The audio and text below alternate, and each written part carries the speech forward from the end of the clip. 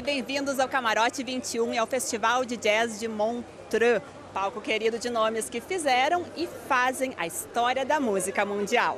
Um festival que, apesar do jazz no nome, reúne os mais diversos gêneros, do hard rock à MPB. Meio século de história da música em um só lugar. Desde 1967, o Festival de Jazz de Montreux celebra a linguagem universal do som. 2 semanas de programação, 400 shows em 11 palcos, por terra e água. É genial, incrível, é a primeira vez que nós viemos e certamente voltaremos. Esse é um dos lugares mais bonitos da Europa. O tempo está ótimo, a música é ótima. Um festival assim, ao mesmo tempo jazz e atual, com uma seleção incrível e de barco ainda por cima, é demais. Veja bem, essa é a 27ª vez que eu venho ao festival. Cheguei a conhecer o antigo cassino. A cada ano tem sempre algo melhor que no anterior. É excepcional. É fantástico, todas essas culturas diferentes, é uma parte bem diferente da Suíça que ganha vida durante o festival. Cada vez mais o festival não é um festival de jazz, é world music, não é? E eu acho que isso é o que faz o festival ter esta aderência tão grande, tanta gente diferente, é porque pode-se vir num fim de semana e ouvir música de todo o mundo, tipos diferentes de música, e é por isso que nós vimos esta multiculturalidade, que é o que faz, a característica deste festival. Um festival que surgiu para ser jazz, mas há muito tempo expandiu as fronteiras musicais. Eu amo Montreux, é um dos meus festivais favoritos no mundo. Me sinto honrada em estar aqui. Ter meu nome no programa é tirar a sorte grande. Jackpot, bingo!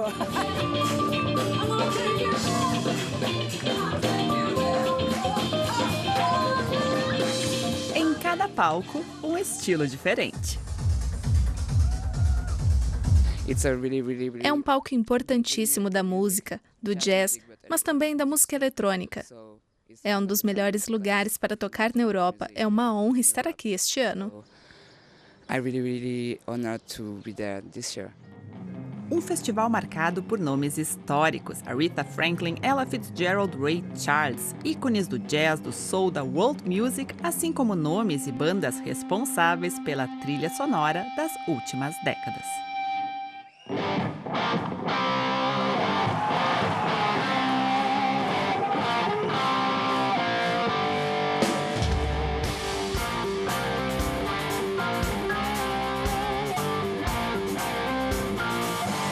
Um dos riffs de guitarra mais conhecidos da história do rock, Smoke on the Water, da banda inglesa Deep Purple.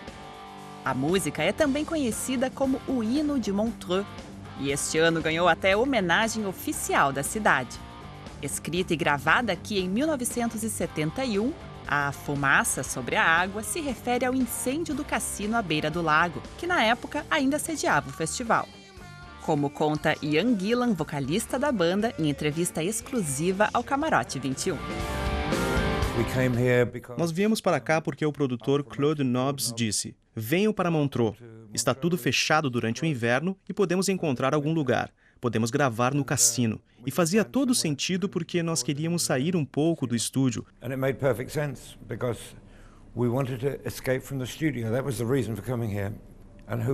Então, quem diria? Lá estava eu no cassino, vendo Frank Zappa tocar. E um cara deu 2 tiros com um sinalizador. Viu o clarão por cima do meu ombro. E aquilo pegou no sistema elétrico do cassino, que por sua vez era todo feito de madeira. E o prédio todo incendiou.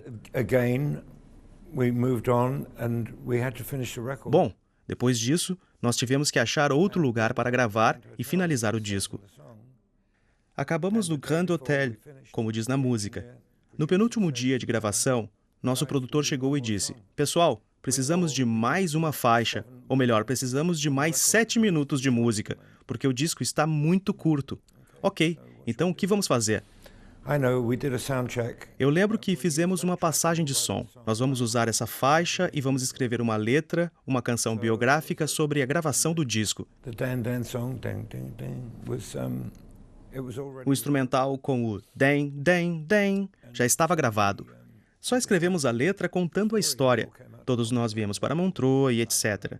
E foi isso. Então, do nada, essas coisas acontecem na vida e acabam se tornando um grande marco na história.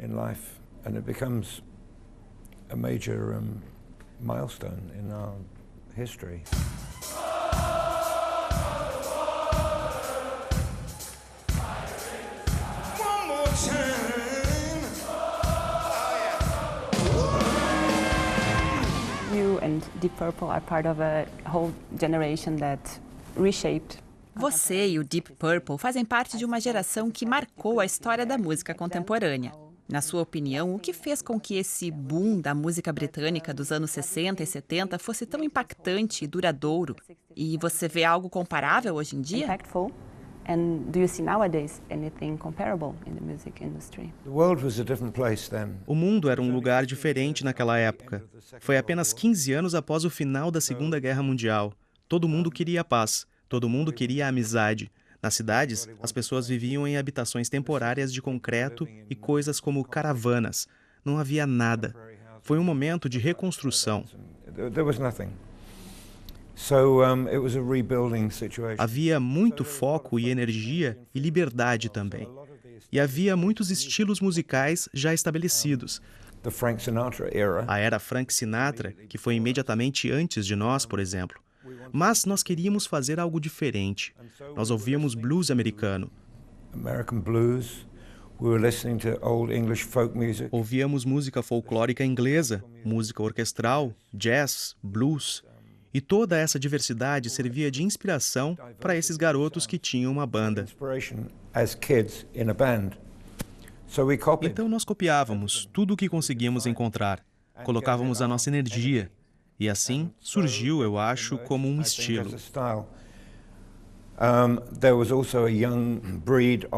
Havia também uma nova geração de agentes, gravadoras, jornalistas, produtores, estúdios independentes, tudo pela primeira vez. Jim Marshall lançando esses novos amplificadores, equipamentos, a tecnologia da época. Tudo estava acontecendo ao mesmo tempo e tudo ia sendo registrado pelos jovens jornalistas, os jovens escritores, que faziam parte da cena. Foi tudo escrito de forma muito subjetiva. Nada daquilo é muito objetivo, mas registrou o que estava acontecendo. E isso criou uma atmosfera propícia, uma força que se perpetuou. E como você vê o mito criado em torno dos rockstars, os astros do rock? Bem, eu dou o crédito aos jornalistas. Acredite ou não, não havia um público de dezenas de milhares de pessoas naquela época. Nós tocávamos em bares pequenos para 40 ou 100 pessoas. E porque os lugares eram minúsculos, parecia que havia muita gente. Mas nos shows sempre havia um jornalista, um editor, o pessoal da gravadora, os gerentes, os agentes, os promotores, e todos jovens. E eram eles que faziam acontecer. Eles foram o sexo, drogas e rock and roll. Nem tanto as bandas, ou não exclusivamente as bandas, pelo menos. O Deep Purple nunca usou drogas. Eu fui fumar o meu primeiro baseado, eu já tinha 38 anos. Foi ótimo, mas eu nunca tinha experimentado. Nós costumávamos beber uísque, cerveja, fumar charutos, coisas assim. Nossa vida era excitante e rápida, mas depois que terminávamos um show, nós voltávamos para Londres, exaustos, e íamos para algum bar. Aí no dia seguinte líamos sobre todas essas coisas no jornal. Então foram jornalistas mais do que tudo. Eles escreveram sobre essas experiências todas, e eu acho que eles capturaram muito bem o espírito da época.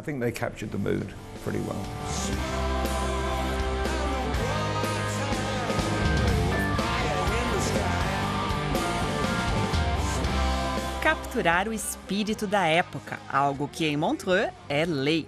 Desde o primeiro festival, todos os grandes shows foram registrados. Momentos que hoje os fãs podem revisitar, por exemplo, sobre 4 rodas. Nina, uma alusão à cantora Nina Simone, é um projeto em parceria do festival com a Escola Politécnica de Lausanne, um carro sonoro que pretende rodar o mundo, reproduzindo o acervo histórico do festival. O festival está comemorando 52 edições este ano. Nós temos mais de 10 mil horas de gravação no banco de dados e mais de 100 horas estão disponíveis na Nina. E todo esse material foi registrado como Patrimônio da Humanidade pela Unesco. O acervo de Montreux foi declarado Patrimônio da Humanidade pela Unesco em 2013. 5 décadas de história da música em arquivo físico e digital. Resultado da ambição visionária de Claude Nobs, fundador do festival, que desde o início contratou sempre as melhores técnicas de gravação. O que hoje em dia corresponde à tecnologia de realidade virtual. Em 2018, pela primeira vez, os registros do festival proporcionam uma experiência imersiva. Nós queremos que o espectador possa vivenciar os shows de uma forma que nem o público consegue, do lado do baterista ou direto na frente do vocalista. Câmeras de 360 graus são posicionadas estrategicamente no palco. E a mixagem do som tem um desafio técnico específico. O som tem que vir da direção para a qual o espectador olha. Ou seja, se eu estou entre a bateria e a guitarra, ouço a bateria do lado esquerdo e a guitarra do outro lado. Mas isso, claro, com cuidado para que a mixagem não fique desequilibrada. Ela tem que estar correta musicalmente. É um pouco como se você tivesse o retorno perfeito como músico.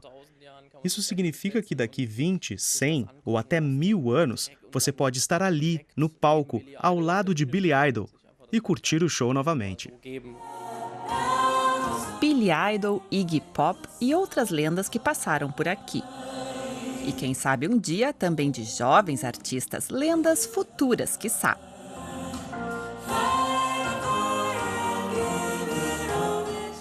Além de ícones, Montreux aposta na renovação da indústria musical.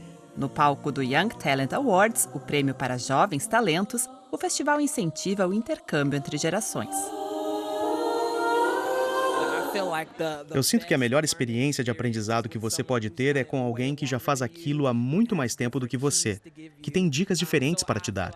Então eu acho incrível o que Montreux está fazendo. Este é um festival tão importante e certamente qualquer artista que tenha a chance de participar está se sentindo tão honrado quanto eu. É maravilhoso. Uma forma de promover a longevidade da indústria e celebrar a diversidade da linguagem musical.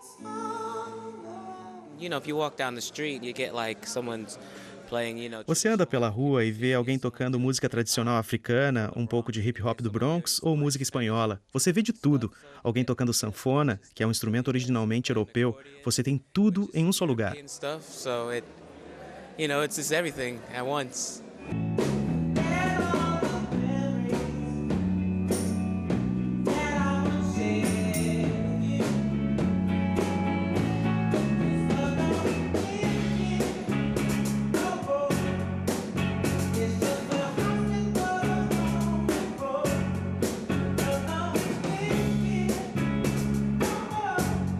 Camarote 21 vai a um rápido intervalo. Enquanto isso, vocês podem acessar a página dw.com/sorteio para concorrer a uma surpresa aqui do festival. dw.com/sorteio. Acesse lá, mas não saia daí.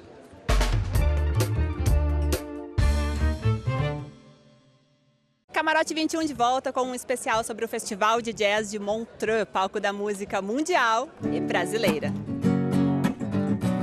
Não é de hoje que os nossos ritmos têm lugar de destaque em Montreux. O Brasil e o Festival de Montreux têm uma história incrível. Ela começou já logo nos anos 70, quando o festival serviu de porta de entrada para as bandas brasileiras na Europa. Isso graças a Claude Nobs e a um homem chamado André Midani, que era o representante da Warner Music para o Brasil. Foi ele quem trouxe todos os artistas brasileiros aqui para Montreux. De lá para cá, a música brasileira virou tradição em Montreux. Tanto que todos os anos temos uma noite brasileira na programação. Uma festa que este ano celebra alguns marcos, como os 30 anos de carreira de Margareth Menezes. Ela participa pela 4ª vez do festival. Comemorar 3 décadas nesse palco, tem um gostinho especial? Ah, com certeza. A primeira vez foi nesses 92, 93 por aí.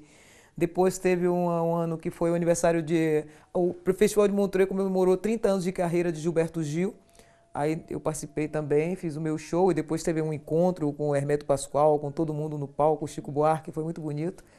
festejando os 30 anos de Gil. Depois foi um show, uma noite, eu, Daniela Mercury e Ivete Sangalo, né? Que foi também uma noite muito especial.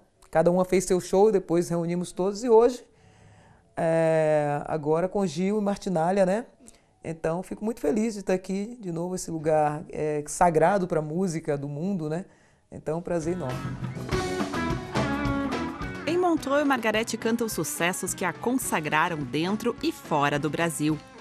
A Aretha Franklin brasileira, como chegou a ser chamada pela imprensa americana, conquistou a crítica internacional já no início da carreira, com o Afropop. Eita! É a lua, é o sol, é a luz de eita, eita! Eu quero ouvir! Hello, everybody,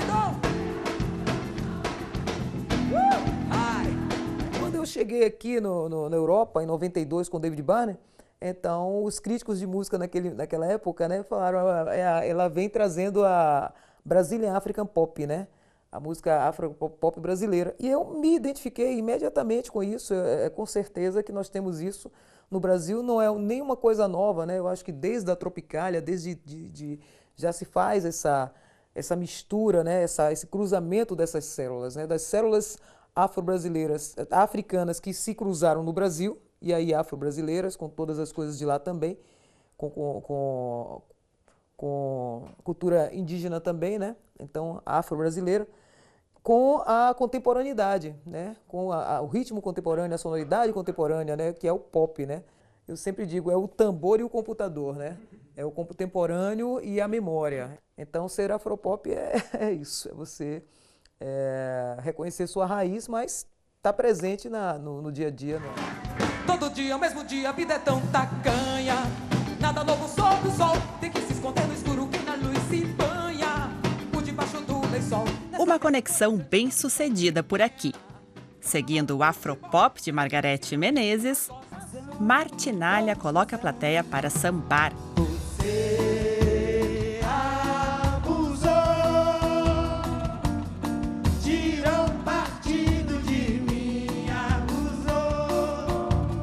Ela que volta a Montreux 10 anos após dividir o palco do festival com Gilberto Gil. É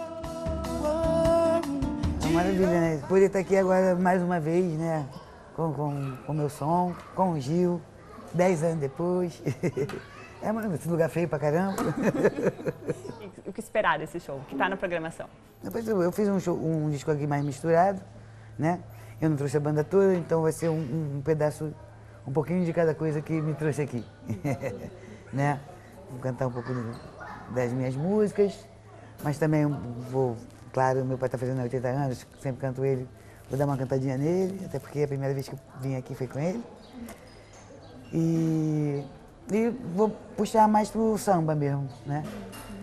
Apesar de sempre ter uma coisa mais misturada, vou puxar mais por uma coisa mais pro samba, para poder, né? É a música que representa, acho que melhor o Brasil, né?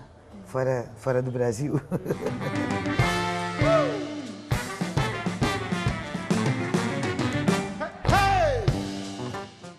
E falando em bem representar, nada como o pioneiro da presença brasileira em Montreux. Há 4 décadas, Gilberto Gil se tornava o primeiro brasileiro nos palcos do festival, voltando inúmeras vezes desde então. Arcanjo, Xangô.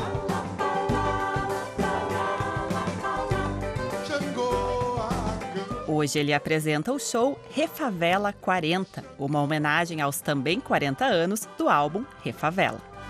Xangô, Arcanjo, je vais vous écouter, Arcanjo, Xangô.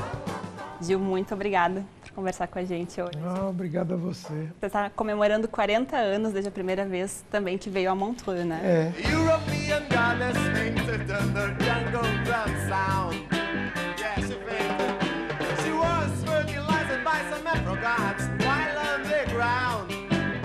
São 40 anos. No ano seguinte vieram Hermeto, Elis Regina, e aí A cada ano foram chegando novas levas de artistas brasileiros, foram criando essa atmosfera muito interessante, muito viva, muito vibrátil aqui no verão da Suíça e, por extensão, no verão da Europa, porque Montreux foi se tornando um festival cada vez mais prestigioso e prestigiado, foi migrando do jazz, que era a base original, para o pop, primeiramente o pop americano e inglês, enfim, de países associados a essa matriz europeia, e depois foram chegando as músicas populares do mundo todo, de vários países. Nós estamos falando aqui dos 40 anos da presença da música brasileira, que deflagrou aqui esse movimento importante de acolhimento ao modo brasileiro de ser, ao modo tropical de ser, aos modos centro-americanos, sul-americanos, africanos. Então, Montreux é hoje um festival que reúne, é um festival da grande diversidade musical do planeta.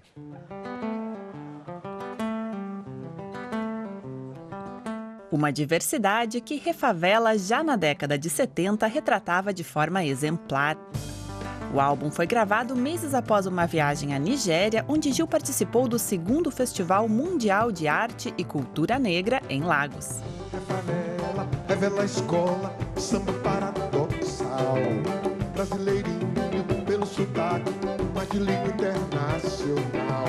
Refavela, revela o passo. A fusão destas influências resulta hoje no show Refavela 40, produzido pelo filho, Ben Gil.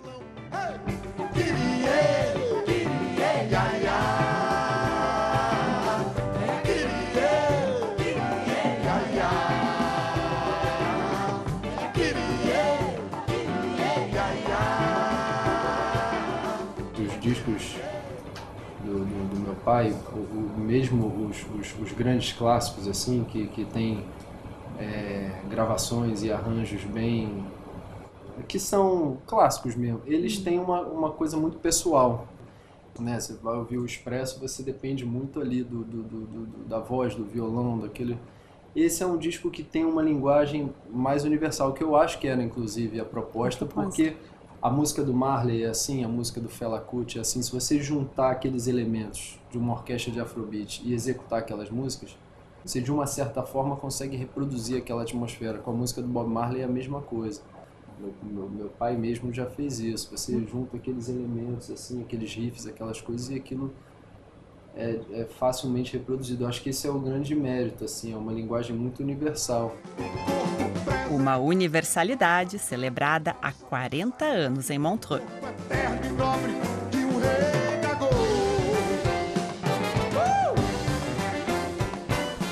Esse ano tem essa coincidência, que o projeto começou no ano passado, 2017, que o Refavela estava completando 40 anos, o disco é de 77. E em 78, com alguma reminiscência do Refavela, com Djalma Correia, com Rubão Sabino, meu pai veio fazer o primeiro show dele aqui no festival. Que agora, esse ano, está completando 40 anos, também vindo do Refavela. Assim, eu até disse a ela que eu não tinha me dado conta, até ontem. 40 anos. Dobradinha.